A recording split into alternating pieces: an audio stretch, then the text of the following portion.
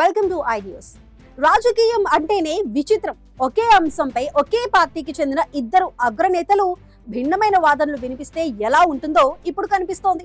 తెలంగాణలో పార్టీ ఫిరాయింపుల విషయంలో స్పీకర్ గడ్డం ప్రసాద్ తీసుకున్న నిర్ణయంపై కేంద్ర మంత్రి బండి సంజయ్ నిప్పులు చెరుగుతున్నారు. అది ప్రజాస్వామ్యానికే చేటని మండిపడుతున్నారు.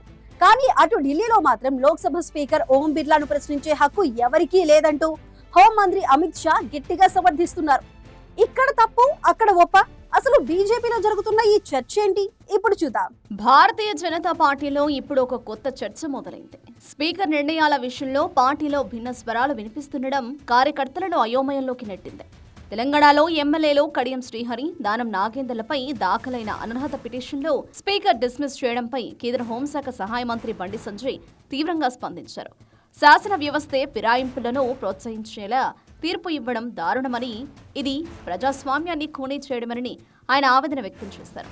కాంగ్రెస్ కండువా కప్పుకుని గాంధీ భవన్లో ఉంటూ ప్రచారం చేసిన ఫిరాయింపులు వర్తించకపోవడం హాస్యాస్పదమని బండి సంజయ్ ఎద్దేవా చేశారు. న్యాయ వ్యవస్థ దీనికి తగిన బుద్ధి చెబుతుందని హైకోర్టును ఆశ్రయిస్తామని స్పష్టం చేశారు. కానీ సరిగ్గా ఇదే సమయంలో ఢిల్లీలో సీన్ మరోలా ఉంది.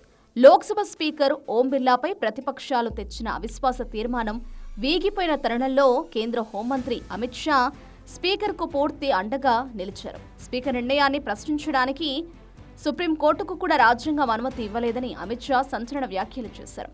సభ నిబంధనల ప్రకారం నడుస్తుందని, స్పీకర్ నిర్ణయాలే ఫైనల్ అని ఆయన తేల్చి చెప్పారు.